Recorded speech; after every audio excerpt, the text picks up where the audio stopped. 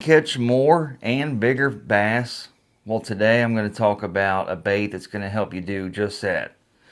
Welcome back to my channel, Fishing with Christian. Thanks for stopping by. Let's get into it. The bait we're going to talk about today is none other than the good old Yamamoto Senko. I'm sure you've probably heard of it. In my opinion, this bait has caught more bass than any other plastic on the market. Possibly even more than any hard bait. It's that good. There's not a place in the world that this bait will not catch you bass. Anywhere in the whole United States, different countries, you can fish this worm in the mud. You can fish this worm in the crystal clear water and everything in between. This worm just flat out gets bit. No ands, ifs, or buts about it. You gotta have it. It's one of those baits that you just have to have. And if you don't have it, then you quite literally will be getting beat by this thing. It's that good.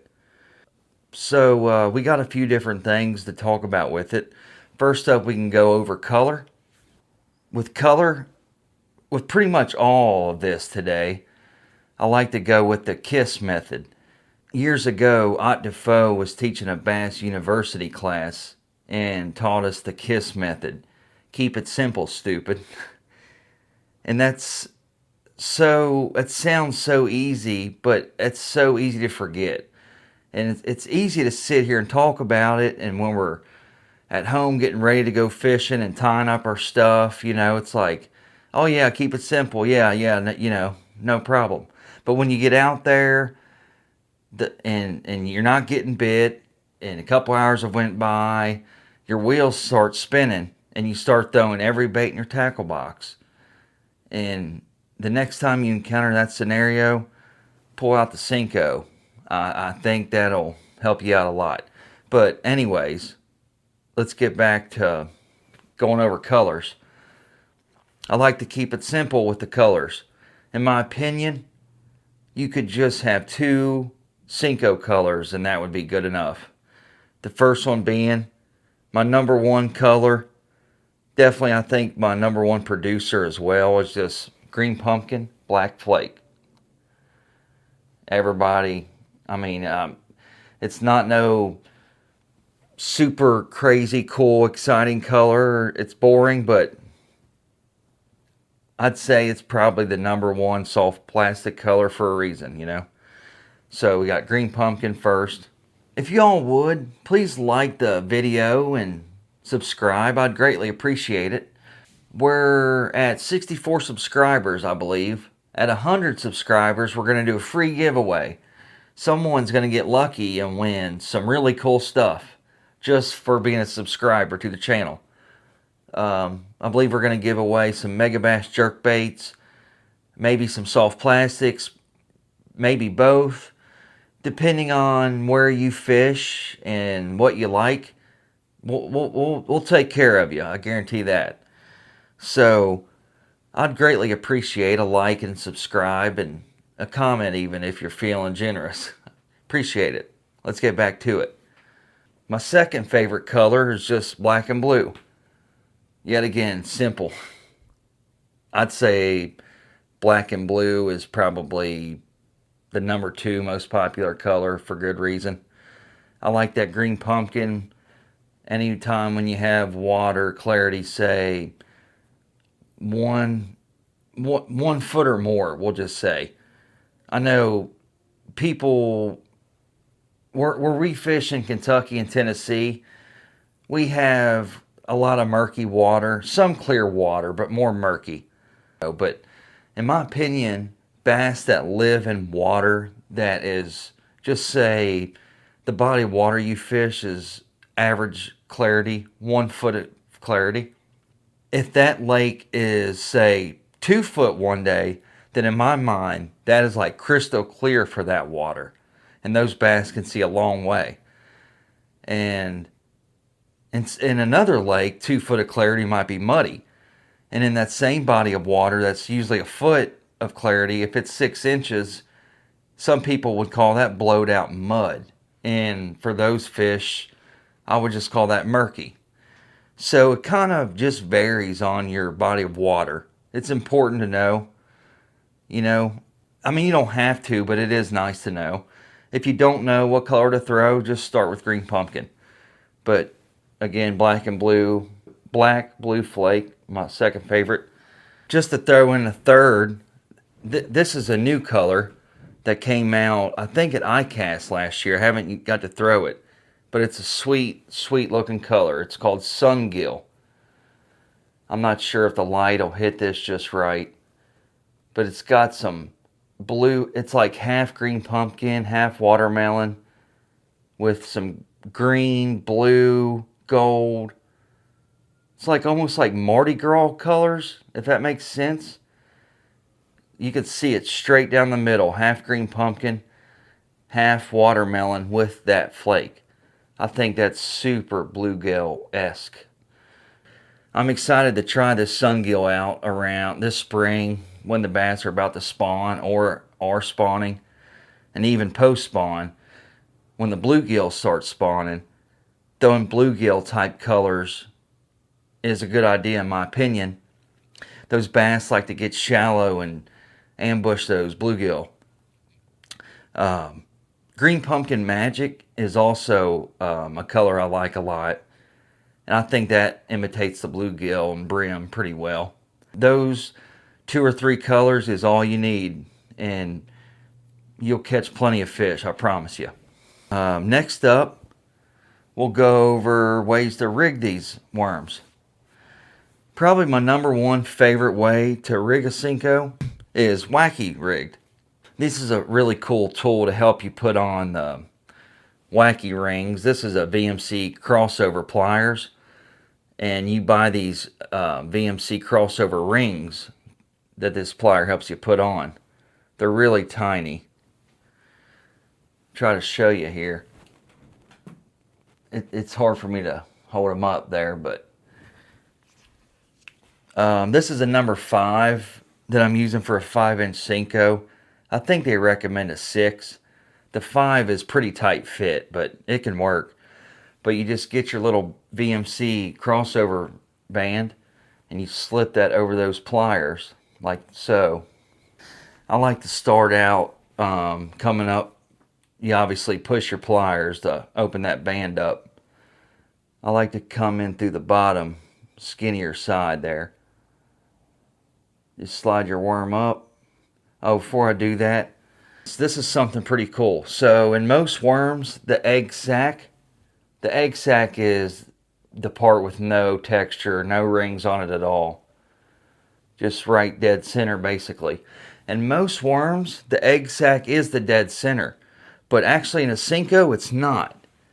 But if you want to get it dead center, you can fold that Senko in half.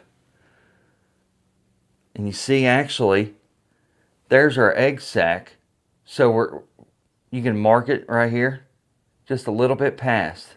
And that's where I'm going to put my crossover ring. It does not have to be perfect. I just thought that was just a small little neat trick. So, yeah, there you go. That's a little bit past the egg sac, like I said, but there you go. That's Wacky Rigged. My favorite hook to use on Wacky Rig is a VMC weedless Wacky Neko, I believe it's called. This is the Redline series that came out, I think, a couple years ago. Those Redline hooks are bad to the bone. They got that slick coating on them. I believe they're vanadium steel.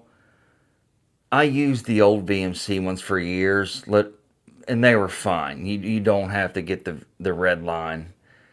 I just like the Redline a little bit better over the VMC, but like I said, definitely not a must.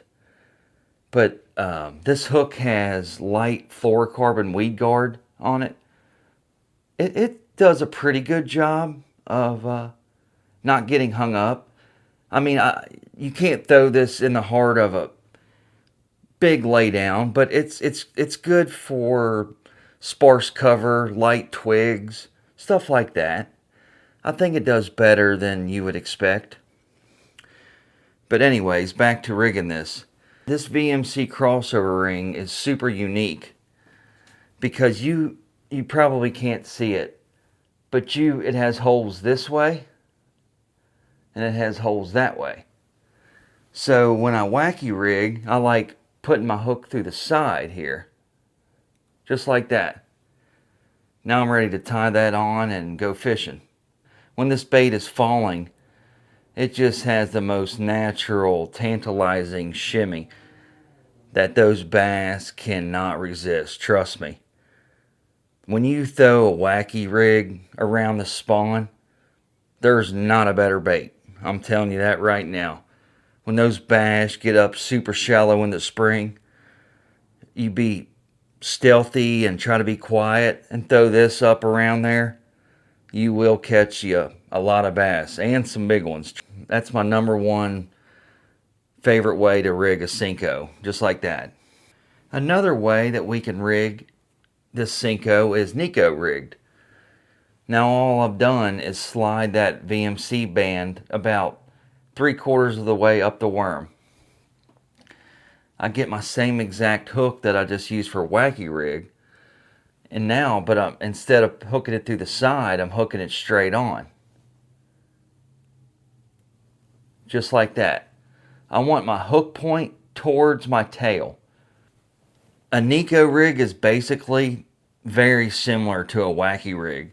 It's just that band is a little bit farther slid up the worm towards the head, and our hook, instead of being sideways, is straight on. And like I was saying, you want that hook point towards the tail. And I have a little 1/16 nail weight here. This is tungsten. Tungsten is a little bit more expensive, but it's a lot smaller and it's a lot easier to get inside of that worm. So you just insert this nail right to the head there. Dead center. You want to take your time. You want to try to get as straight as possible. One little trick is, before you get it slid all the way flush, just get you a little dab of super glue. Just one drop right there before you slide that nail all the way in flush. And then boom. I usually like sliding it all the way in. Some people leave it out so they have a little bit of feeling and also make some noise. Either way is fine. But there's our Neko rig. That's ready to fish, just like that. So a time when I wanted to throw a Neko rig is if I'm in a little bit deeper water, say, I don't know, deeper than 6 foot, we'll call it. If the fish are 5 foot or shallower, I'll probably opt more for the wacky rig. Those are my favorite two ways to throw a Senko. And they both flat out catch fish, trust me. Another way you can rig the Senko is just a good old Shaky Head. This here is just, I think, a 1/4 ounce Shaky Head from Big Bite Baits. You just go through dead center there, come out fairly quickly. Slide it up over the keeper.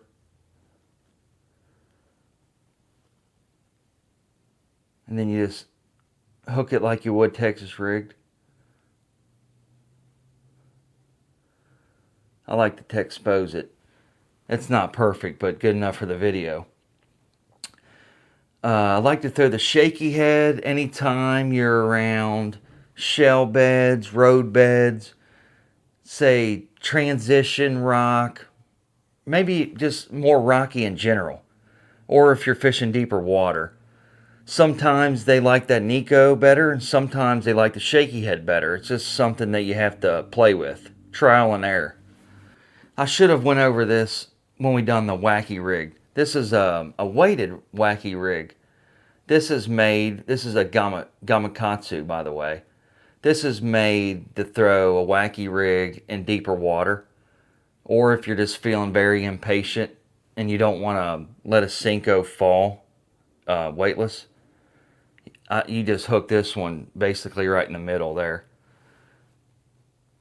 And this bait pulls that worm down hard.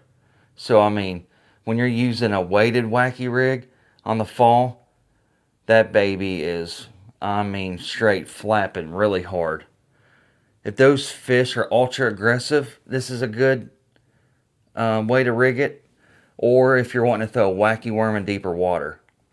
Like I said, I should have went over that earlier, my bad. Another way you can rig this Senko is just your plain old Texas rig. But I do like to throw this Senko on a offset worm hook, the old school worm hook. You can use EWGs. It's just a preference thing. But on the Senko and worms in general, I like to throw the old school offset worm hook. I mostly like to throw this Texas rigged weightless, but you don't have to throw it weightless. You can obviously use a weight. Just to expose that, and that bait just falls. Just has such a beautiful fall. And you obviously throw this Texas rig when you're around heavy cover. If it's a little bit too gnarly to throw the Shaky Head or the Neko, the Texas rig's a great way to throw the Senko as well. So there's one thing I didn't cover, and there's actually a right and wrong way to rig the Senko. It's probably going to be hard for me to show you all, but this worm has a slight, I mean a very slight taper to it. Anytime you're rigging this worm, you want that taper to be down. So for wacky rigging, we want the taper down.